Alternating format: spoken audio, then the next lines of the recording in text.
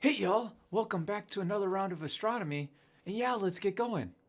We covered the idea in a previous lecture about phases, and now we're going to use the idea of phases and the corresponding angle between the sun, the earth, and the object to discuss Ptolemy's model. So, you ready? Here we go. Question for you, just to remind ourselves, to refresh our memory. Based on the maximum elongation of Venus. So I told you in a previous lecture that it was 48 degrees. I've just rounded it up to 50. So I want you to think about for a moment, based on the maximum elongation of Venus, what phases of Venus should be possible? Go ahead, take a minute, see if you can hack that out. You got it? Yeah, good. So we have to remind ourselves, if the angle between the sun and the object is 0, we are going to be in a new phase, right? The illuminated side of the object is facing away from us, okay? The illuminated side is facing away, and so you won't be able to see any phase. Well, for example, if it's 90 degrees, what phase should you be able to see? Yeah, either a first quarter or maybe a third quarter. Okay? Good. So for 50 degrees, an angle of 50 degrees, you should always be able to see some sort of crescent shape. Okay? And it could be a waxing crescent, it could be a waning crescent.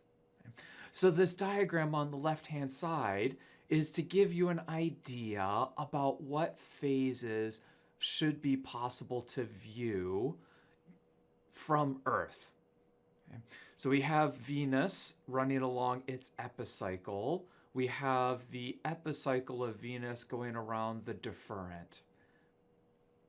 Now remember, all of this whole entire discussion is based off of the observation of the maximum elongation and using the Ptolemaic model to interpret that observation. Okay. So we have now made a hypothesis. Okay. We use the Ptolemaic model. We're explaining the maximum elongation, and we now have hypothesized the phases of Venus that should be visible. Now you, as a citizen scientist, know what you should probably do next. You have a hypothesis about the phases of Venus. You should go out and do an experiment. Make observations about what the phases of Venus actually are. Okay? Now this is where we spend a bit of time trying to figure out how to do that.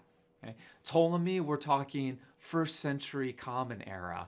We now need to fast forward over a millennium to about the 1600s. So we've gone about 1500 years. And part of the reason that we have to wait so long is the development of technology. This will not be the only time in the class where we have to sit and wait for technology to develop in order to allow us to make an observation. Okay? So you have to get the technology developed, then you have to build the experiment, then you have to actually run the experiment to get the observation. Now in the 1600s, what is this newfangled technology that finally allows us to make some observations? The telescope. So during that 1500 years, you have to develop these ideas about, well, how do you make glass? And then realizing that, oh, well, you can grind glass into particular shapes to help people see better. Okay. Well, you could also grind glass into particular shapes to magnify objects. And, so you can kind of get that development. So what do we end up with? We have the invention of the telescope.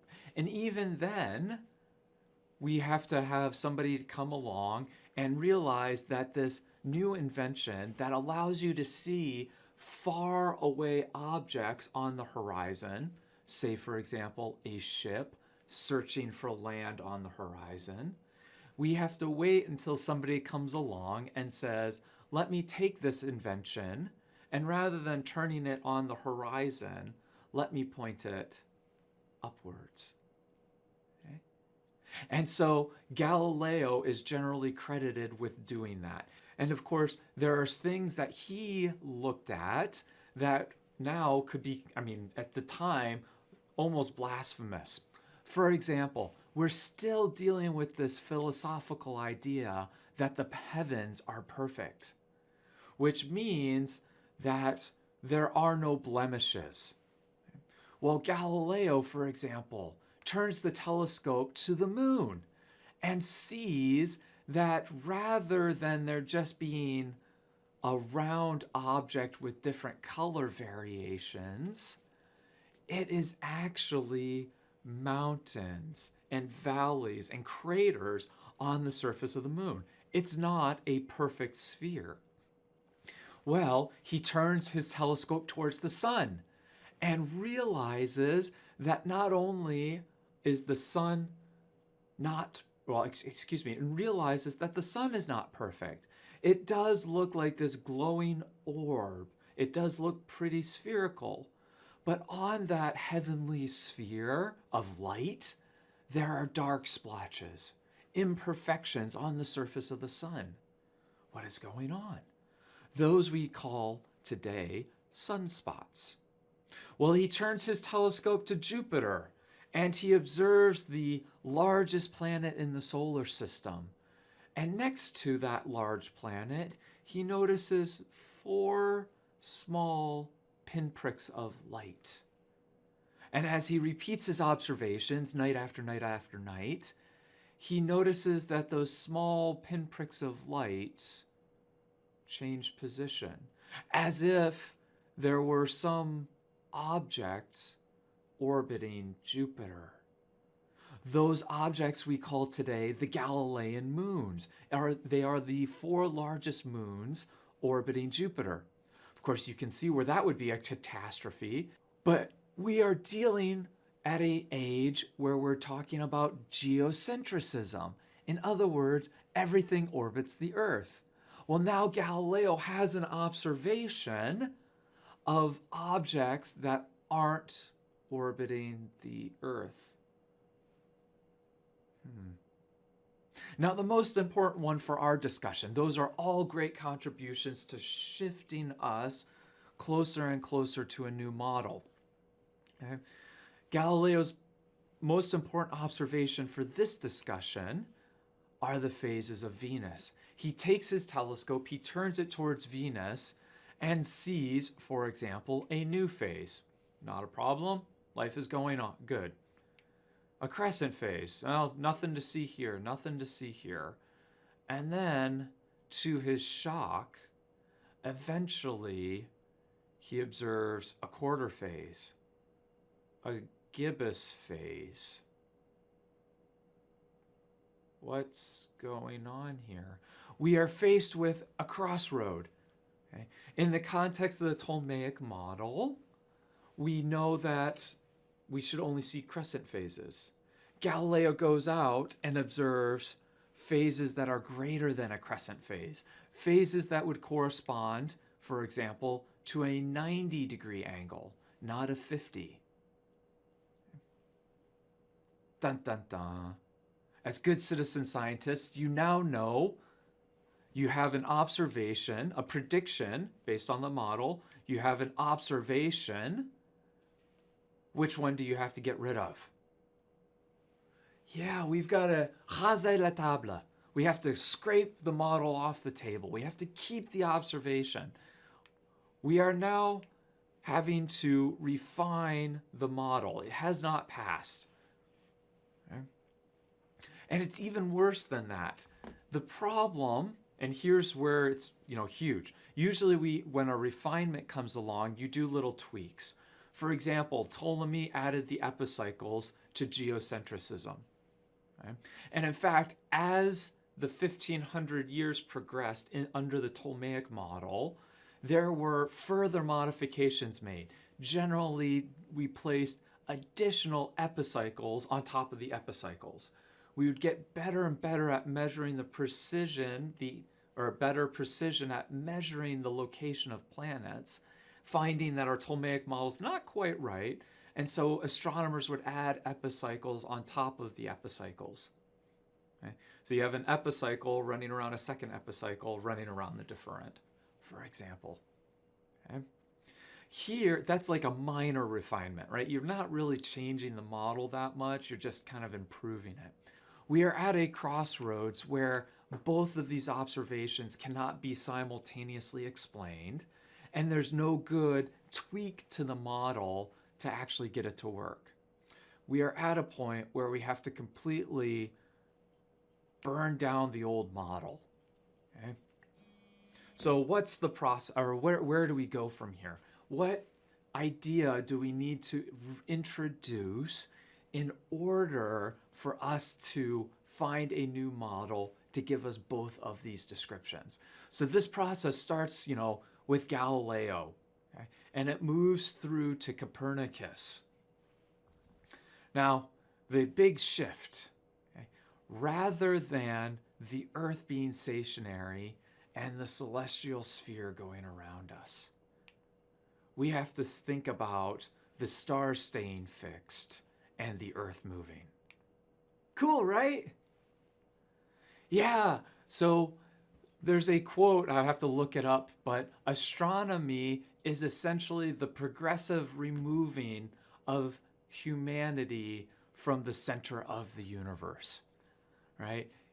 So where are we going to go? We are now going to say, wait a minute, maybe the Earth isn't the stationary object.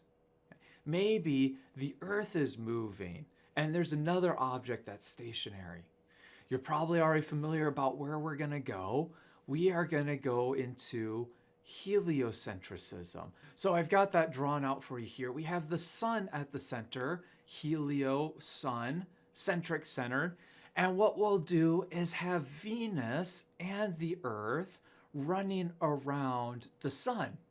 Now, just to give you an idea about the vantage point, we again have hopped into our spaceship and flown out to the north celestial pole and looking down at the solar system.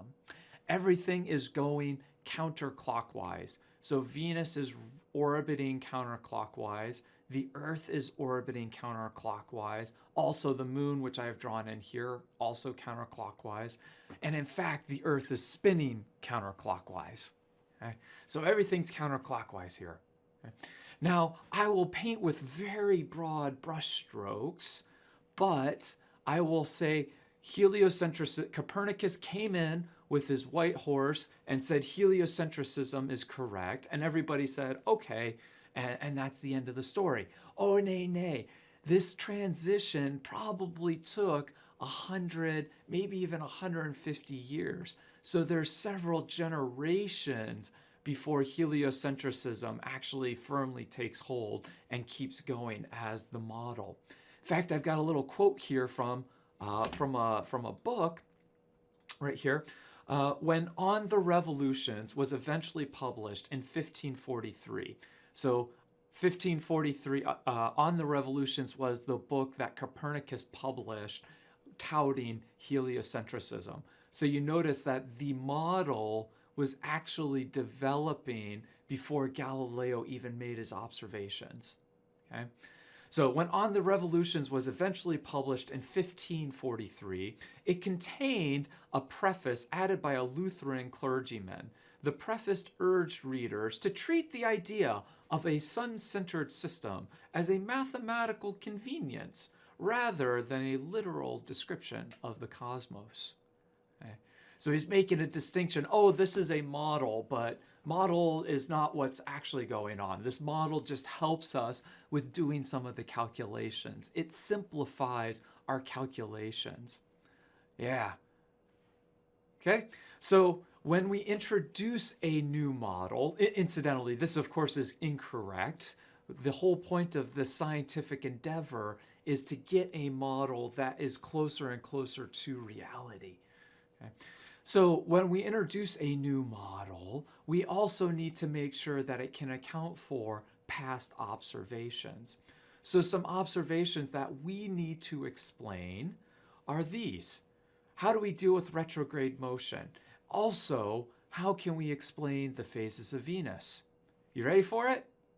Yeah, here we go. Retrograde motion. I have the sun at the center. Blue is the Earth, and here is the orbit of the Earth around the sun.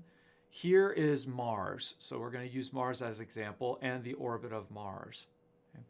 And in the heliocentric model, retrograde motion is not explained using epicycles. Rather, retrograde motion is explained, if you will, as a faster moving planet passing a slower one. And so the line of sight, if you will, that's what this arrow represents, is if you're standing on the Earth and looking towards Mars, for this positioning, this relative positioning of the two objects, Mars will appear to be located right here, around this big star. And as the Earth moves forward, of course, Mars will also move forward, and you'll see that Mars shifts towards the bottom of the screen initially. Okay? And again, that's just the perspective as Earth is coming up on passing Mars. Now, for a brief time after Earth passes, so we'll go right here, for a brief time after Earth passes, Mars, with respect to the background stars, that line is now going to start shifting back towards the top of the screen. That is the moment where we're seeing retrograde motion.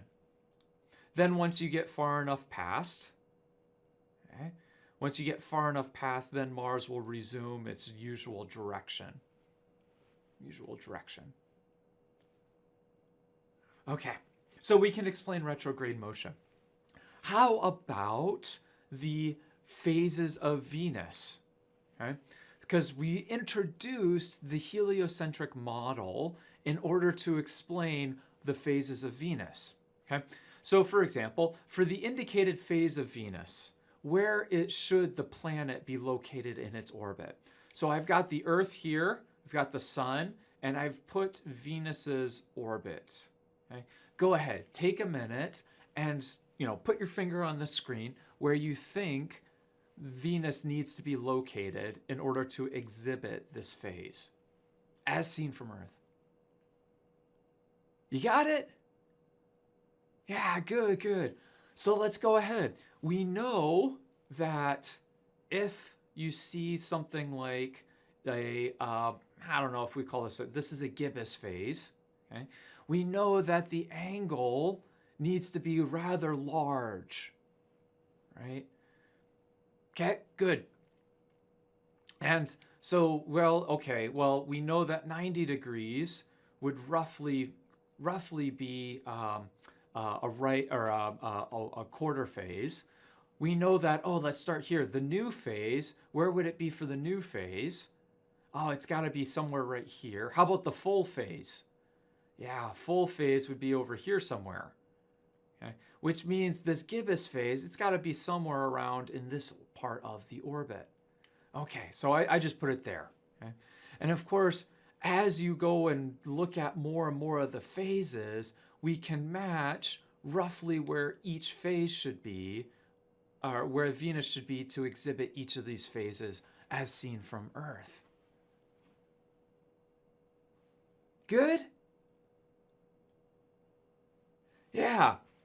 So now we have a new model. We can get rid of those epicycles, and we can use this idea that the objects are orbiting the sun rather than the Earth.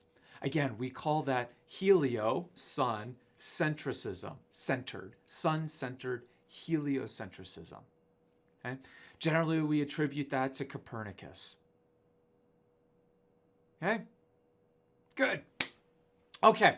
Well, I think that's all the information I have for you right now. Thank you for your attention. Keep up the good work. We'll continue on this path of discussing models, and I'll see you next time.